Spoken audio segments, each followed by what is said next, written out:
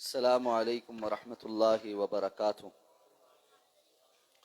بسم اللہ الرحمن الرحیم۔ اللہم صلی علی محمد وعلی آل محمد کما صلیت علی ابراہیم وعلی آل ابراہیم انک حمید مجید۔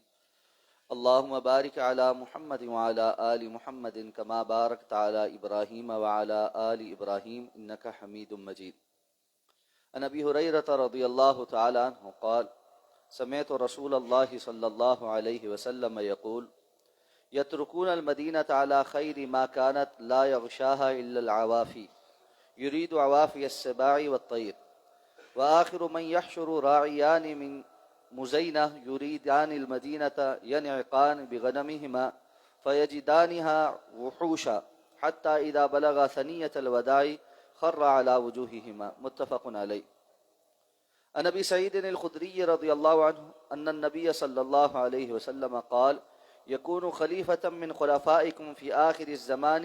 یحث المال ولا یعده رواہ مسلم۔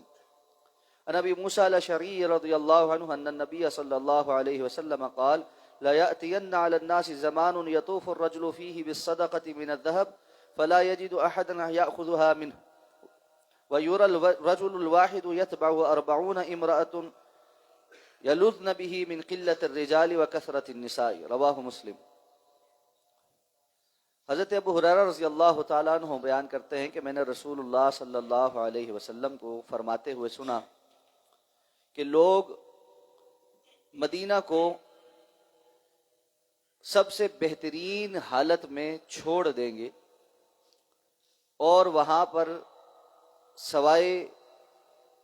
جو جنگلی جانور ہیں ان کے اور کچھ باقی نہ رہے گا، اور وہاں سے قیامت سے پہلے جو آخری لوگ گزریں گے وہ 2 بکریوں کے چرواہے ہوں گے جن کا تعلق مزینہ سے ہوگا۔ جب وہ مدینہ کی طرف رخ کریں گے تو وہ دیکھیں گے کہ ایک تنگ رستہ سا ہے، ایسی جگہ ہے جو بیابان سی ہے، اور وہ دیکھیں گے کہ مدینہ کے اندر سوائے جانوروں کے اور کوئی لوگ موجود نہیں۔ ابھی یہ دونوں جو ہے وہاں سے آگے بڑھیں گے تو ثنیۃ الوداع ایک جگہ کا نام ہے، وہاں تک پہنچیں گے کہ یہ دونوں بھی اپنے چہروں کے بل گر پڑیں گے۔ حدیث مبارکہ صحیح بخاری اور صحیح مسلم کی متفق علیہ روایت۔ حضرت ابو سعید خدری رضی اللہ تعالیٰ عنہ فرماتے ہیں کہ جناب نبی کریم صلی اللہ علیہ وسلم نے فرمایا آخری زمانے میں تم لوگوں میں سے ایک بندہ مسلمانوں کا خلیفہ بنے گا اور وہ لوگوں کے درمیان مال تقسیم کرے گا اور تقسیم کرتے ہوئے گنے گا بھی نہیں۔ یہ حدیث مبارکہ صحیح مسلم کی ہے۔ حضرت ابو موسیٰ اشعری رضی اللہ تعالیٰ عنہ بیان کرتے ہیں کہ جناب نبی کریم صلی اللہ علیہ وسلم نے فرمایا لوگوں پر ایک وقت ایسا بھی آئے گا کہ ایک بندہ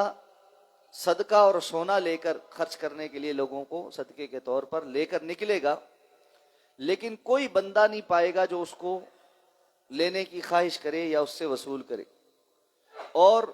ایک بندے کی زیر کفالت 40 خواتین ہوں گی، اور یہ اس لیے ہوگا کہ مرد کم رہ جائیں گے اور عورتیں کثرت کے ساتھ باقی ہوں گی۔ یہ حدیث مبارکہ بھی صحیح مسلم کی ہے۔ فتنوں سے متعلق اور آخری قیامت سے قرب کے جو احوال ہیں رسول اللہ صلی اللہ علیہ وسلم کی متعدد احادیث میں بیان ہو رہے ہیں، اس پر ہماری گفتگو کا سلسلہ جاری ہے۔ بدترین لوگوں پر قیامت قائم ہوگی۔ اس سے قبل ہم وہ حدیث پڑھ چکے ہیں کہ عیسیٰ علیہ السلام کے بعد کے جو سال ہیں وہ بڑے بہترین ہوں گے، اور اس کے بعد آہستہ آہستہ لوگ پھر بگڑنا شروع کریں گے، اور جب بہت زیادہ حالات بگڑیں گے تو اللہ تعالیٰ ایک ہوا بھیجیں گے جو مومنوں کے جو دونوں بازو ہیں ان کے اندر محسوس ہوگی، اور اس کی وجہ سے ان کی روحیں قبض کر لی جائیں گی، وہ فوت ہو جائیں۔ اور پیچھے آپ نے فرمایا بدترین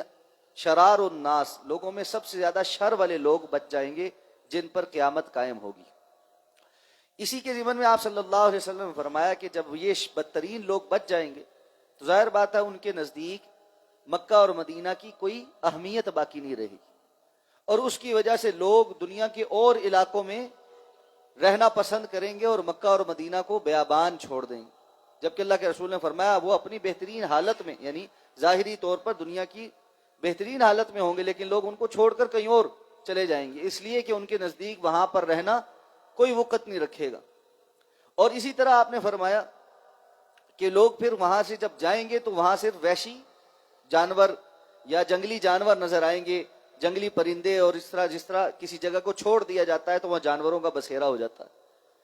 تو کچھ عرصے کے بعد وہاں سے دو چرواہے گزریں گے اور ان کو وہ ایسے نظر آئے گا جیسے کوئی چھوڑی ہوئی کھنڈرات والی جگہ ہوتی، اور وہ بھی اس کو چھوڑ کر آگے نکل جائیں گے اور سنیت الوداع کے پاس پہنچیں گے تو پھر ان کی بھی موت واقع ہو جائے گی، اور اس کے بعد مدینہ کے پاس سے قیامت تک کوئی نہیں گزرے گا۔ اسی طرح آپ صلی اللہ علیہ وسلم نے فرمایا کہ آخری زمانے میں ایک خلیفہ آئیں گے، اور یہ امام مہدی کے متعلق رسول اللہ صلی اللہ علیہ وسلم جو احادیث بیان کی ان میں سے کہ جو بہتر ایام ہیں ان میں ایک خلیفۃ المسلمین ایسے بھی ہوں گے جو لوگوں کے درمیان اللہ رب العزت نے جو مال مسلمان ریاست کو دیا ہوگا ان کی فلاح و بہبود کے لیے خرچ کریں گے، اور لوگوں کو دیتے ہوئے گنیں گے بھی نہیں کہ میں کتنا دے رہا ہوں، اس لیے کہ اللہ تعالیٰ نے اس کثرت کے ساتھ ان کو برکت عطا فرمائی ہوگی۔ اور اس برکت سے متعلق احادیث پہلے گزر چکی ہیں کہ آپ نے فرمایا زمین پر جب بارش ہوگی یاجوج ماجوج کے اس دنیا سے خاتمے کے بعد، تو پھر زمین سے اللہ رب العزت فرمائیں گے کہ اپنی برکتیں باہر نکال، اور ایک ایک انار ایک جماعت کو کافی ہوگا اور وہ اس کے چھلکے کے سائے میں بیٹھ بھی سکیں، تو پھر اللہ ایسی برکتیں عطا فرمائیں گے۔ بعض محدثین نے یہ بھی کہا ہے کہ اس کی ایک وجہ یہ بھی ہوگی کہ جیسے پہلے احادیث گزر چکی ہیں کہ بڑی تعداد لوگوں کی مر چکی ہوگی، ختم ہو چکی، تو آبادی تھوڑی ہوگی اور اوپر سے زمین کی برکتیں بہت ہوں گی، تو پھر اس بات کی اہمیت ختم ہو جائے گی کہ کتنا دیا جا رہا ہے۔ دنیا جس کے پیچھے بہت مر رہی تھی، ایک وقت ایسا آئے گا کہ اس کی کوئی اہمیت نہیں رہ جائے گی۔ اور یہی بات دوسری حدیث میں بھی ہے کہ بندہ صدقہ لے کر نکلے گا کہ میں کسی کو دوں، کوئی خرچ کروں کسی کے اوپر، کوئی صدقہ لینے کو تیار نہیں ہوگا۔ اس کی بھی وجوہات میں سے یہی ہے۔ اور ایک عام معنی تو یہ ہے کہ علماء نے کہا اس وقت مال اس کثرت کے ساتھ ہوگا کہ لوگوں کو طلب نہیں ہوگی، کسی کو ضرورت نہیں ہوگی۔ اور بعض علماء کا یہ خیال ہے کہ یہ وقت حضرت عمر بن عبد العزیز رحمہ اللہ کے دور میں ہو چکا ہے کہ لوگ صدقہ لے کر نکلتے تھے، لینے والا کوئی نہیں ہوتا تھا، اس لیے کہ عدل و انصاف کے معاملات ایسے تھے، لوگوں میں حرص اور لالچ نہیں تھی، اور ان کی بنیادی ضرورتیں پوری ہو رہی تھی، تو کوئی بھی بندہ ایسا نہیں تھا جس کے اوپر زکوٰۃ لگتی ہو یا وہ زکوٰۃ کا مال وصول کرتا ہو۔ لیکن جو احوال اللہ کے رسول کی اگلے جو حدیث کے الفاظ ہیں، زیادہ انسب بات یہ بات معلوم ہوتی ہے کہ قتل و غارت گری اور کثرت کے ساتھ لوگوں کے مرنے کی وجہ سے لوگوں کے دل سے مال کی محبت اٹھ جائے گی۔ جیسے آپ نے فرمایا تھا نا کہ وہ جو میدان سجے گا اس میں 999 مارے جائیں گے، ایک بچے گا تو اس کو مال غنیمت ملنے کی کوئی خوشی نہیں ہوگی۔ اتنی کثرت کے ساتھ دنیا جب ہلاک ہوگی تو پھر مال ملنے کی خوشی کسی کو برقرار نہیں رہے گی۔ اور آپ نے فرمایا ایک بندے کے زیر کفالت 40 خواتین ہوں گی، اور یہی وجہ ہے کہ جنگوں میں مرد کثرت کے ساتھ مارے جائیں گے اور خواتین اور بچے پیچھے باقی رہ جائیں، تو ایک ایک بندے، یعنی تناسب یہ رہ جائے گا کہ ایک بندے کے زیر کفالت 40 خواتین، ضروری نہیں کہ ہر بندے کے زیر کفالت 40 ہی ہوں، لیکن یعنی 40 اور ایک کی تعداد کا آپس میں ریشو یہ رہ جائے گی۔